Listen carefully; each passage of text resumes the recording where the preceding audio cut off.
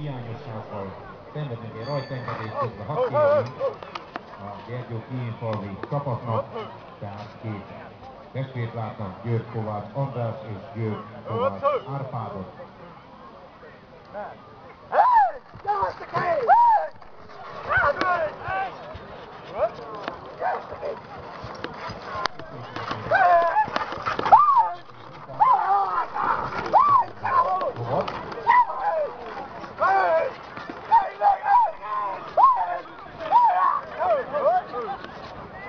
Nagyon szép operával, vagy operetbe illő hangokat hallok, úgy, hogy mikrofonnal majd közelebb fogok menni a másik fordulóhoz.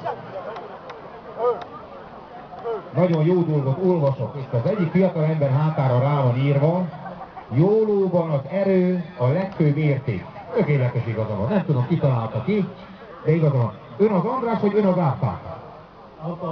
Ön az Árpád, mondjon valamit a lovakról. Semmit nem tud mondani, meg a testvérét. Magával szóba se állok. Na, legyen szép, mondja már valamit. Semmit nem tudok mondani. Indulnak, érte? Na, majd ide jövök és elviszem.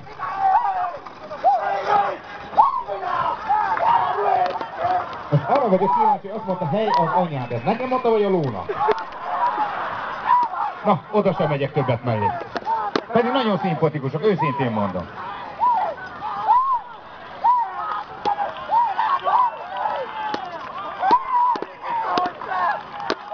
Egy nagy taps jöhet, hölgyeim és uraim, visszatásként. Megérdemli. Ez a második elindulás, ez nagyon jó volt. Közben Görbe Csongort kérném, hogy készüljön lassan.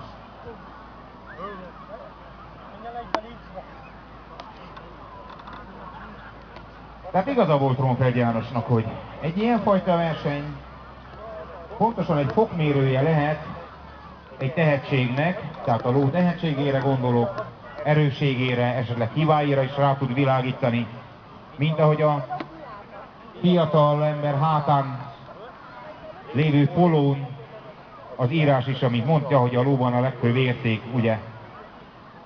Megfordulna még egyszer, olvassam el? Elfelejtettem. Tudom, nem akarnak velem szóba állni, ezt mondják, nem mondok semmit.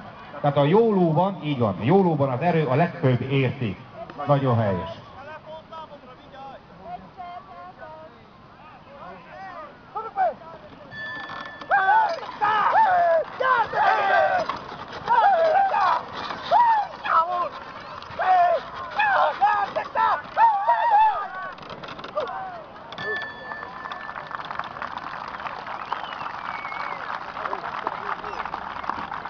És 72,8, ismétlem 72,8 a Gyergyó Kiénfalváról érkezett páros teljesítménye, tehát György Kovács